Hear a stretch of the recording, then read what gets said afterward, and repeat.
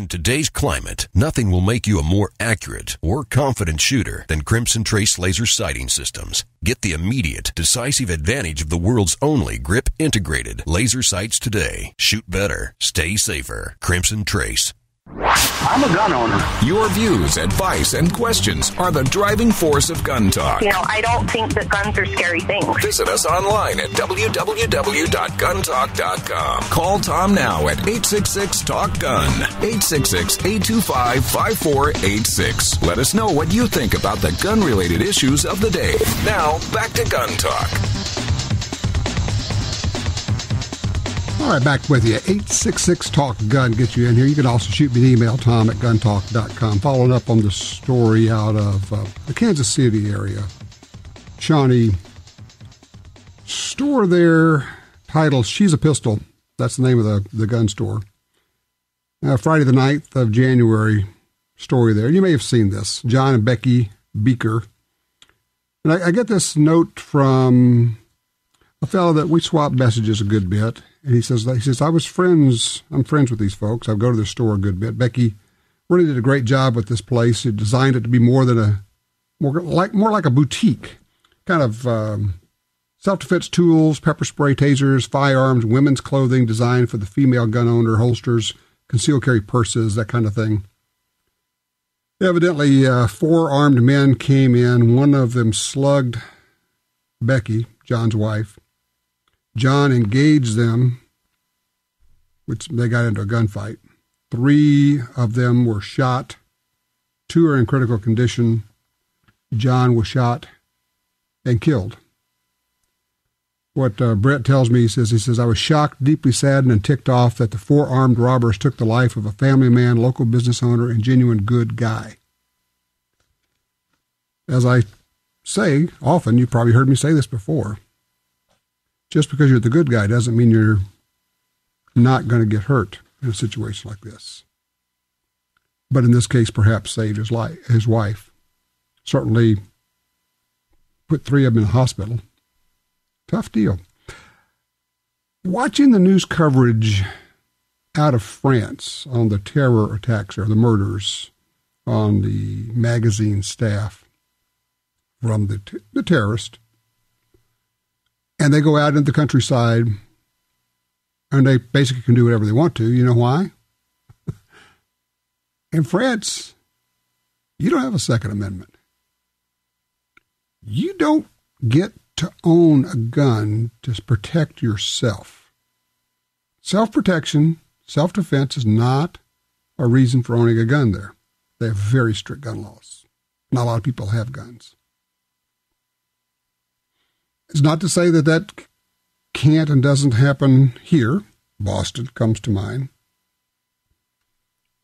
But at the same time, I would ask you to consider this. If that was going on in your town, would you feel helpless, cowering in your home if you knew these guys were out and about, or would you have a loaded gun with you? If you had a loaded gun with you and you knew how to use it, the emphasis on, and you knew how to use it, would that not give you a wee bit of peace of mind? Would that not make you feel a bit safer? Certainly it would make you safer. The reality was you would be safer. But would it not make you feel better, feel safer, remove some of the terror? Hard to terrorize somebody who can shoot back. Food for thought. 866-TALK-GUN. Elton is with us out of Greenwood, Arkansas. He's on line 4. Hey, Elton, what you got there? Well, I'll tell you what, Tom, the last year I bought several Ruger rifles, 2 American and 22 long rifle, off of sandbags at 75 yards with just regular ammo, depending on the brand. Those things will do about 5/8 of an inch, and I've really not put them on bipods, which I prefer.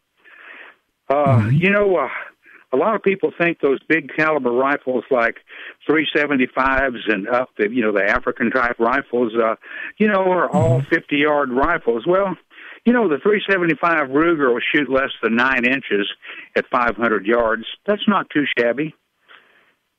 That's basically a 2-inch group. Pardon? That's basically a 2-inch group at 100 yards, and that's pretty darn good.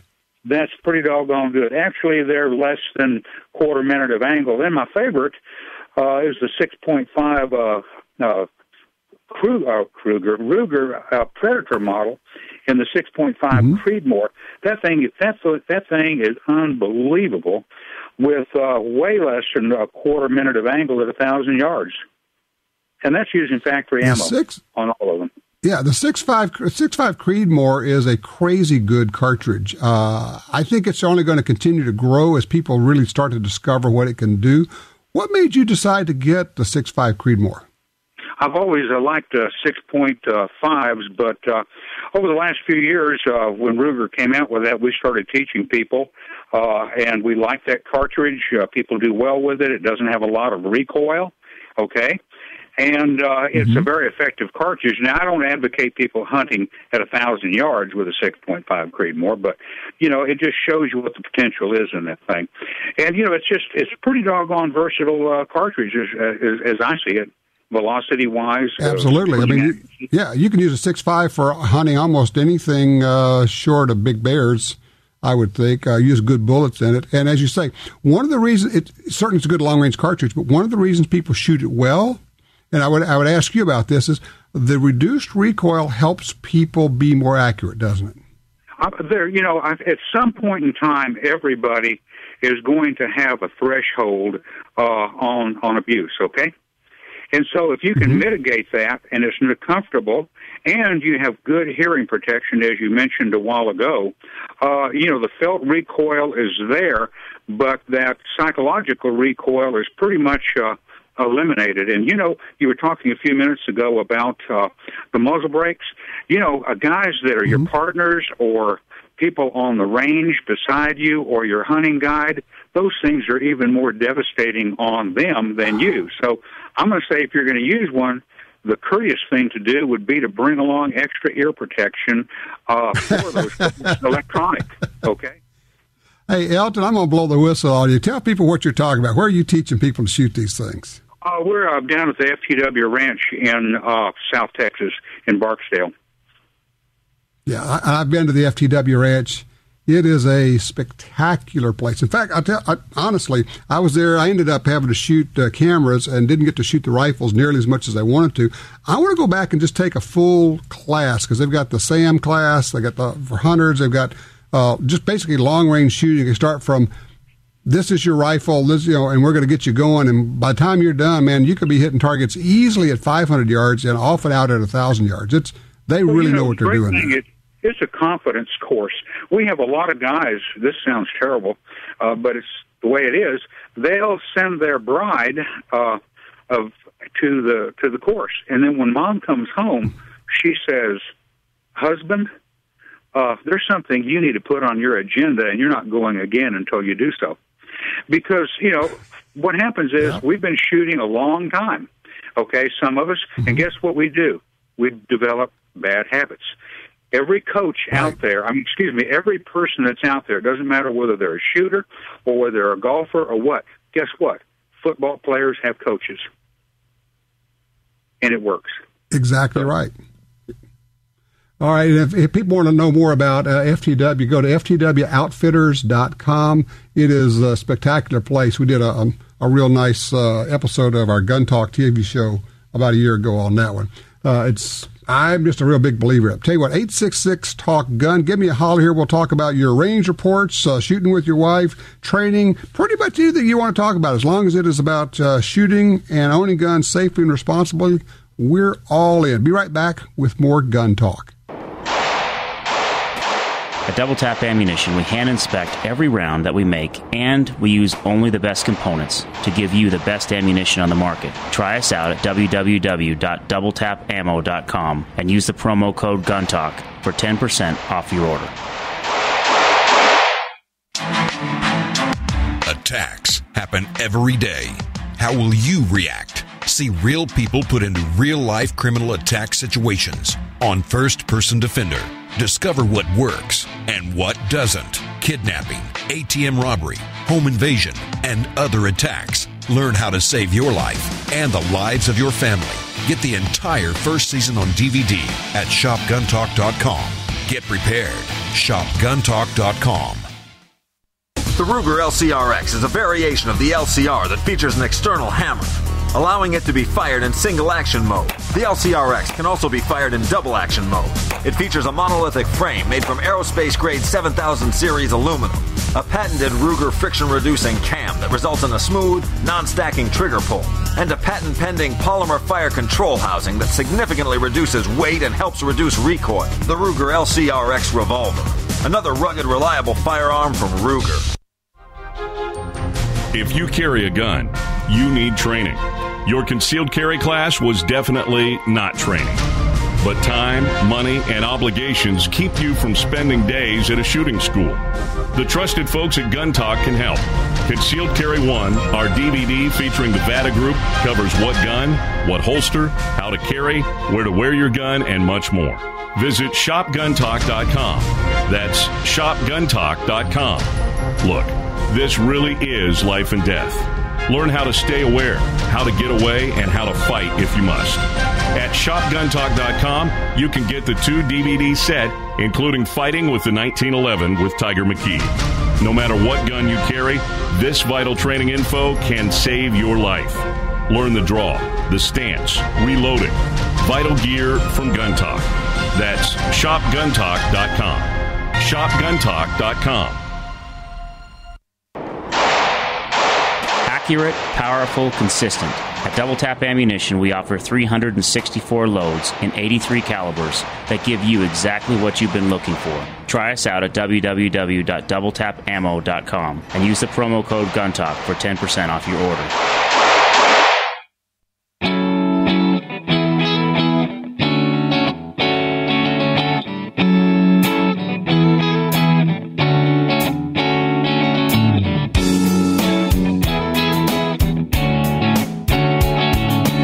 We got them lined up. We got Brian, Mike, Hunter. We're going to get to you, all of you guys, and then we have room for you if you'd like to join us. 866-TALK-GUN, 866-825-5486.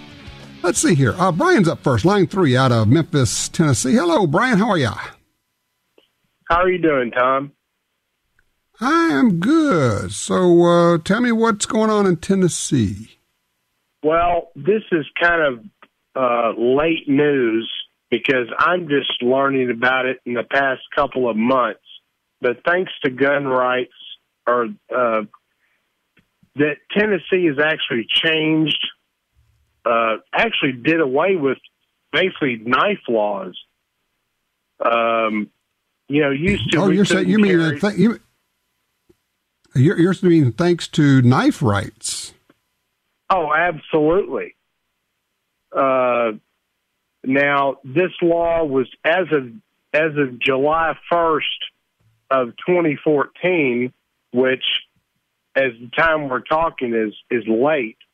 But I wasn't even aware of this because it was kind of under the radar, I guess.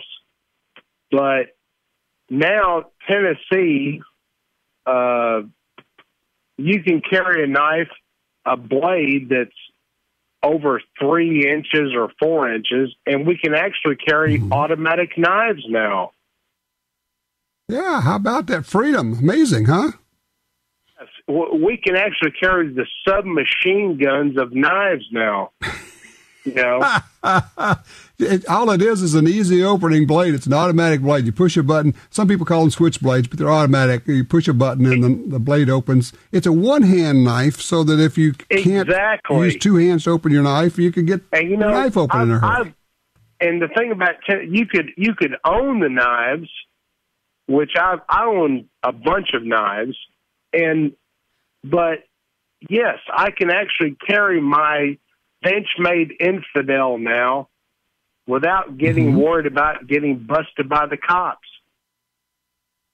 Now, let me ask you a question. Were you familiar with the organization Knife Rights before this?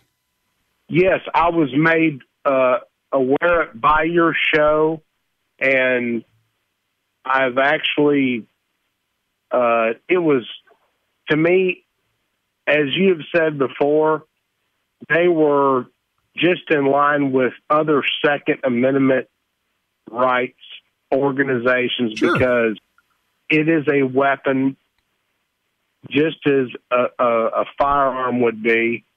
It's a personal protection weapon. The Second Amendment says nothing about firearms. It says arms, and a knife is an arm. The Knife Rights slogan is the second front in the defense of the Second Amendment. Well, look, I would ask you to do this. If you think this is a cool thing that we did in Tennessee, then go to the Knife Rights website, kniferights.org, and throw a little money in the kitty. There's a link there to click on and donate.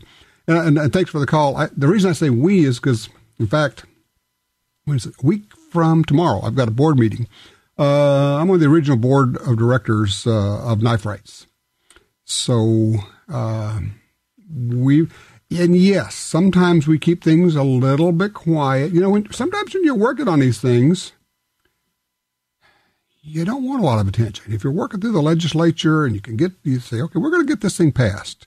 It's going to happen. Don't make a big deal of it. Just get it done. Put the bill in. We know we have the support. Get it done. Get it signed by the governor, and then we can tell people about it. And sometimes, of course, not everybody gets the message all the time. But if you are into the Second Amendment, if you support the Second Amendment, and you understand that it's about arms, all arms, Knife Rights, kniferights.org.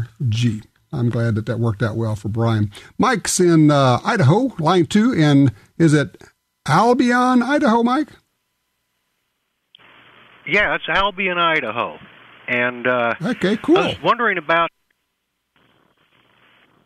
about what your opinion of the 17 WMR is, and Savage is coming out with a brand new model this month on the 20th when they have their show in Las Vegas. And have you seen that one?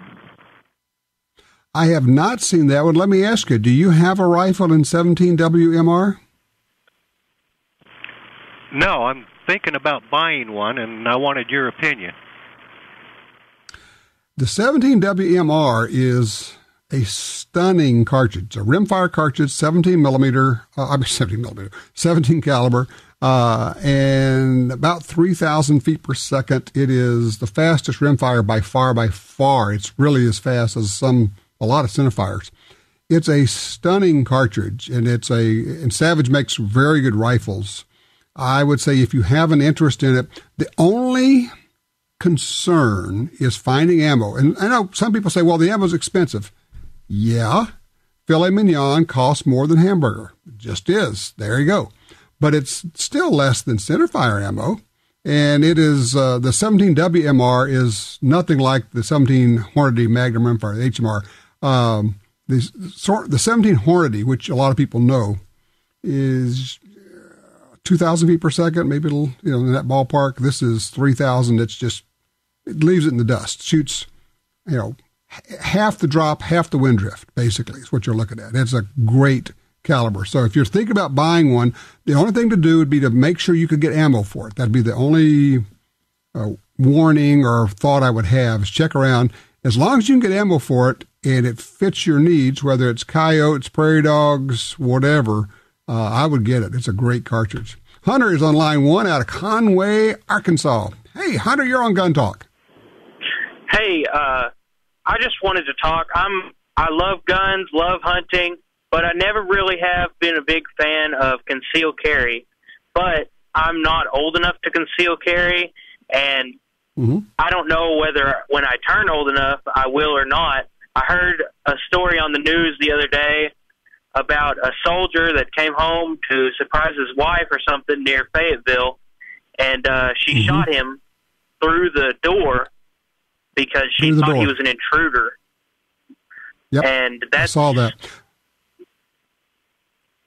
Well, it's a total failure of basically all gun safety rules, but specifically we have the four rules of gun safety. And rule number 4, know your target and what's behind it. Identify your target. Shooting through a door makes it impossible to know what's on the other side of the door. This is a failure of training. This is a failure of every safety rule out there. We're the good guys, people. We don't shoot through doors. Bad guys do that because they don't care who they hit. We don't shoot through doors. We don't shoot through walls. We don't know what's on the other side. We have to identify the threat. And it's a terrible story, tragic story, horrible. She killed her husband. He went out and got some breakfast and came back and was going to surprise her with breakfast, I think is the story. Okay, so what do we get out of it? How do we make a positive out of this? Each of us says, okay, let's review the 4 rules of gun safety one at a time and say, well, what does that mean?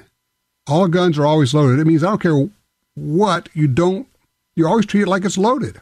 Don't get casual with it. Don't wave it around. Never point the muzzle at anything you're not willing to destroy. Same deal. You always are pointing it in a safe direction. When you're moving it around, when you put it in your holster, make sure when you're holstering your gun that you don't kick your wrist out pointing the muzzle at your hip. I see people doing this all the time. They're holstering their gun and they angle the grip out so that the muzzle's pointing at themselves as they holster. Rule number 2. Rule number 3, don't put your finger on the trigger until your sights are on the target and you are ready to shoot. And rule number 4, be sure of your target and what's behind it. If you will obey those 4 rules, it's only 4 of them, it's not a lot to remember, you'll be safe. I guess maybe look at this horrible, tragic story and say, okay, what can I do to make sure that none of us has a problem, has a safety violation? Go back to class. Take another class. Take a concealed carry class. Take a hunter safety class. Go take our training, a 2-3 day real class. And here's the deal. If your instructor doesn't enforce those or reinforce those and emphasize those, you're in the wrong class. Get up, walk out, ask for your money back. Real simple. I have no problem whatsoever saying, you know what? You're not the instructor for me. All right, be back in just a minute. 866-TALK-GUN. We got some more news. Talker Magazine's 100 most important radio talk show hosts in America. You're listening to Gun Talk, heard every week at this time on great radio stations across America. Stay tuned. Gun Talk is coming right back.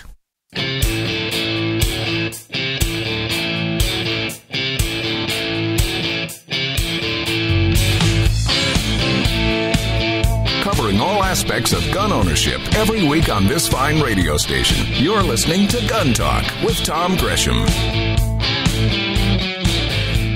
You know, anti-gun officials, elected officials, bureaucrats of all stripes come up with a lot of ingenious ways to affect their opinions, to impose their bias on people. Good friend of ours, Evan Nappen, joins us right now from New Jersey. He's not only uncovered but corrected one way that they were doing that in New Jersey. Hey, Evan, how are you? Hey, Tom. Great. Great to be with you here. Okay, so what was going on there? What just happened? Well, what happened was we just won a nice appeal in which our client had been denied his firearm license. And here the fellow is a emergency room surgeon who has folks' life in his hands all day long, and they just had ridiculous attempt to deny him. And the fact is that the chief, who statutorily has to have a role in the permit process, never had any role in it, didn't come to court, didn't actually review it, etc. And we had many other objections, but this one was so serious right up front that the court didn't even bother with everything else we argued and just won it on that and in effect made it clear that the chiefs have to participate in the permit process, especially if there's going to be a denial. I mean, that's just outrageous. And, it just shows you how little they value our gun rights when they don't even take the time to personally make a decision and then personally defend that decision, and yet have to subject folks to going to court to gaining their rights. But this case... Well, Evan, I'm wondering if it's not a case of them not honoring or not valuing our gun rights. They don't think we should have gun rights, and one way to make sure that doesn't happen is if the chief is required to take action on it and he doesn't, then by de facto he denies. Right, and that would be the case if it an absolutely de facto denial. But here it's even a little deeper because it's some other lackey that actually does the job and just denies it without having the chief actually do it, and then has no one to come in at the hearing with any basis to actually defend their actions by the party that's responsible. And so, we've had a series of victories lately, and I'm very proud of that. This is one of them. And then additionally, we had the findings against the Jersey City and Passaic as well, where they added forms and requirements to the application process, which was also illegal. So you're seeing this pattern of various types of abuses that take place when a state requires licensing. Now remember, New Jersey, we're not talking about a carry license, because that's virtually impossible to get. These are simply licenses that allow for possession, straight possession. And what they put the individual through in New Jersey to get a possessory license is just outrageous, considering when we have an instant check system ready and available that can run these background checks. There's enormous delays. There's questions that probe into all kinds of areas that are not disqualifiers in any way under federal law. They make the individual get fingerprinted and et cetera. And it just goes on and on through every type of bureaucratic intrusion well beyond anything federally. So essentially the background check that gets done for an individual to possess a firearm in New Jersey is equal to or greater than what a law enforcement officer goes through to become a law enforcement officer. Let me jump in here because let me jump in a second, Evan. There's something that I want people to understand. You know this because you're immersed in it. You're there all the time. I just was reading an article by, and Scott Bach, of course, and he's doing this debate with. Yeah, and Scott's doing this debate with this anti-gun advocate, this woman. Actually, her name is Gun Barrett, is her last name. But she said something in this that I'd like for people to understand and like for you to comment on because you're in the middle of it. You understand it and actually take it for granted that this is the mindset. But she said in the middle of this debate, in essence, there is no such thing as a law-abiding gun owner. For her, she says, you can be perfectly law-abiding one moment, and the next minute you're shooting up a schoolhouse or a theater. And so that's what we have to do. We have to take away all your guns because there really is no such thing as a law-abiding gun owner. That's the attitude you face there, isn't it? That is. That precisely, she is definitely the epitome of that attitude. Every gun owner is simply a potential criminal that just hasn't committed a criminal act yet by the very nature that the person owns a firearm. That is the mentality that exists there, and it's utter foolishness, particularly when you consider how many individuals through the whole country, no less New Jersey, own firearms, and it's such a small percent that ever causes a problem. To even think that way flies in the face of every statistical, simple statistical analysis anyone would ever do. It's just ridiculous. But that is their mindset. Every one of us is a criminal. And, gun laws make folks into law-abiding criminals because they're so hard to maintain by in states like New Jersey because they're so complex and there's so many pitfalls and traps set. But ultimately, every one of these folks there just has an agenda, and it's wrong, and it translates to the political system.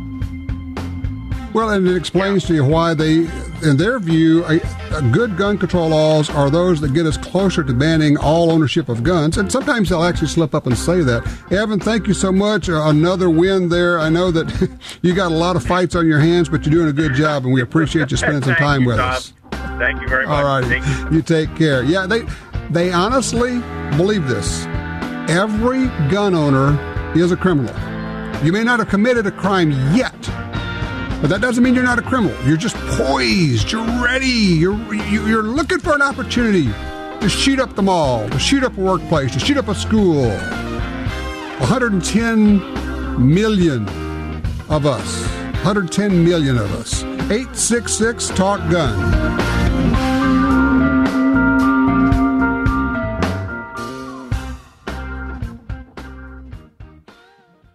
You already know Liberty Safes are great values. Now they're offering an even sweeter deal for Gun Talk listeners. At LibertySafe.com, click on the Fat Boy Safe and type in Tom.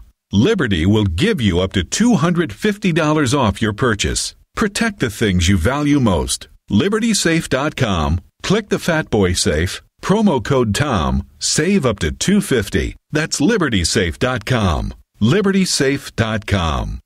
Gun Talk and Springfield Armory present Concealed Carry 2 with the Vata Group. Get serious about concealed carry. Take it to the next level with Concealed Carry 2, the highly anticipated DVD that teaches fighting from a vehicle, shooting from the ground, and the kind of drills that can save your life. Vata trainers don't just show how, but they explain why, and they make it real.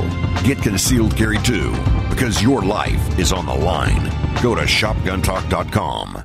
Hi, I'm Michael Bain. You know I hate cleaning guns, so anything that makes that job faster and easier is definitely a plus. And that's where Bore Tips come in. These reusable, lint-free cleaning swabs make cleaning a breeze. And the tighter-fitting Bore Tips do a better job on barrels than cotton mops or patches. Hey, it's a dirty job. Let Bore Tips help. To find a dealer, visit boretips.com. The XDM 525 from Springfield Armory, a competition series gun from a name you trust. The XDM 525 features a long sight radius with a fiber optic front sight and adjustable rear sight for fast, accurate shooting. It's available in 9, 40, and 45 and shoots a wide range of loads with a lightened slide. For more, go to SpringfieldArmory.com. That's SpringfieldArmory.com. See what's possible in a pistol. See the Springfield Armory XDM 525.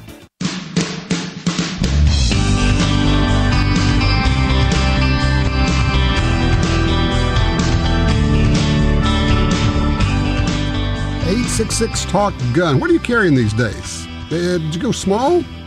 It's interesting. A friend of mine, police officer, he said, look, what are you carrying for small, for light? I need something lighter. And I got him into, I said, look, you might want to, he'd been carrying an LCP, a Ruger LCP. And he knew, that's fine for some times, but you really would like to carry something bigger occasionally. I said, well, take a look at some of the really good small 9s out there today. The Smith & Wesson Shield, the Springfield Armory XDS. Ruger's got the SR9 and of course the LC9 now, the LC380. SIG has them. So he ended up getting an XDS. He wrote me, he sent me a text. It just targets. It says, I like it. Yeah, he shoots very well. What are you carrying these days? How'd you come to decide that? And I've told you, I go back and forth, and sometimes I switch around because we get different guns and different holsters in, and that's not optimal, frankly. But I try them out, find out what works, what I like the feel of, what I like to carry, try different things out. We're probably going to be exposed to a lot more of them in the coming week when we go to the SHOT Show where all the new guns are introduced. Although a lot of gun companies now are not waiting till SHOT Show. Ruger, in particular, introduces guns whenever they're ready. They put out several recently, GP100 match with adjustable sights and some other things, the Charger. There's just a lot of cool things going on. But I'm just curious, and does anybody still carry a revolver? I hardly ever run into people who are carrying revolvers. It's a absolutely perfectly okay choice. I have my own reasons for not, but I can certainly see some situations where I would. Yeah, ammo quantity being one of them, speed reload being another. It's why, honestly, the ammo capacity is why I've gone back to the double stack. I love my 1911s. Love them, love them. Love to shoot them. They carry well. But I've gone to a double stack 9. Just, there you go. That's what I like. Line 3, Leo's with us out of Sacramento, California. He heard that story about the ammo being taken by law enforcement and not being returned. Hey, Leo, what do you think? Hey, Tom. Hey, it's good to talk to you again. Well, I have a quick comment and then a quick question. Actually, my trainer up in Northern California, ex-law enforcement, had told me if you get your gun or your ammo or anything else repossessed, I should say, or confiscated by the police, it's always supposed to be returned to you if you're found innocent. They cannot impound it. And if they decide to keep your ammo, then you can go in there and ask the other law enforcement in town. Let's say if you are having a problem with the PD, then you can go to the sheriff's department, have them file charges as a theft case because it is theft under the color of their badge. They have no right taking or keeping your ammunition or your gun if you're found innocent. And it's actually funny that the guest you had on, the trainer in Utah, mentioned San Francisco because they're about the most unfriendly gun town in the United States. And there was actually a case there a few years back where somebody was carrying, and it was all legal. They had their permit, and a cop had stopped the guy for some reason and said, well, we don't allow that here. I'm going to take that from you. The guy went and complained, and the district attorney said, you need to give that back to him or somebody can go to jail and lose their job. We can't do that. So interesting. Well, look, it's not the first time that you've had somebody on the street, law enforcement officer, who says, I don't like what you're doing. That may not be against the law, but I don't like it, so I'm going to tell you that you can't do it. And sometimes they bluff, and sometimes a lot of people fold and don't say anything about it. But then again, sometimes when you push back. Now, here's the thing. I want to make sure people understand this. On the street is not the place to push back. It's not the place to cop an attitude. It's not the place to try to correct an officer. You will lose. However far you want to escalate it, you will lose. And if that means you have to donate blood on the spot, you will. Maybe get cracked in the head. Comply, people. Work it out later. Do what you're told. Just, okay, officer, whatever you, and then, take it up later. But don't try to prove that you're right, because even if you are, and this is the part that sticks in my craw and it makes people crazy when I say it, being right doesn't matter at that moment. Okay? Doesn't matter at that moment. Simple as that. Steve's in Tulsa on line 2. Hey, Steve, you looking for ammo? Yes. I live in the city, and I was wondering what to carry for personal defense. What, are you currently carrying a gun? I'm sorry? Are you currently carrying a pistol? Yes, What caliber? I go back and forth between a 9mm and a .45. Okay, both are good. When you say what ammo to carry, real simple. A good expanding round. Nothing fancy, nothing radical, nothing that shreds into a gazillion pieces. Ignore all of that stupid stuff like that. What you want is a good expanding bullet, hollow point or the expanding kind that has a plug, plastic tip on it, something like that. Ask what the local law enforcement people use. Carry that. You just want something that's good, solid ammo.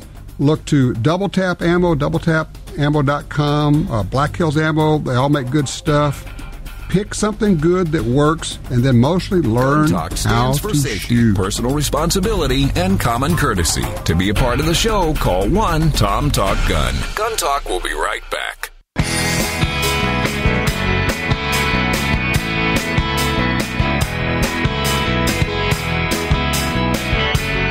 All right, back with you here. Let's go line 4. Mike, Wichita, Kansas. Hey, Mike.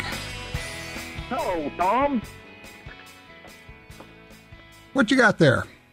Well, I'm calling about your double versus single stack concealed carry thing. And I about lost my mind trying to find and buy a shield last year. And then I saw the silhouette of that versus a 9mm M&PC, and I wasn't going to give up all those rounds for an 1/8 inch of width.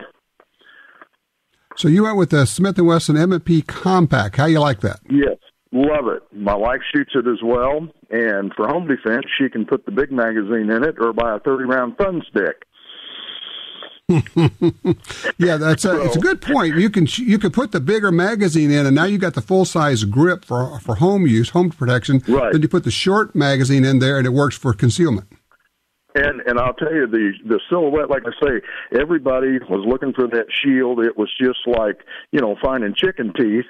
And I finally got my hands on one, and I set it up against a 9C, and I said, well, good grief, for the no more difference, I'm not giving up that many rounds just to have a little bit skinnier silhouette. Mm-hmm. So it's a little bit thinner. It's a little bit... It's a little bit more comfortable on an inside the waistband holster, for instance, that kind of a thing, but it's not a lot. And I will tell you, I carried a shield, I carried the XDS, and I like them. They really carry, and they're nice. They're very comfortable. Went back to the double stack, the compact double stack. I've got 14 rounds in the gun plus another 13 in the mag. It's on the other side. And by the way, I always carry an extra mag, so I'm carrying 27 rounds all the time. And is it going to make a difference? Statistically, probably not. But if I needed it, it would sure be a bad day to need it and not have it. So I appreciate it, Mike. Thank you, sir.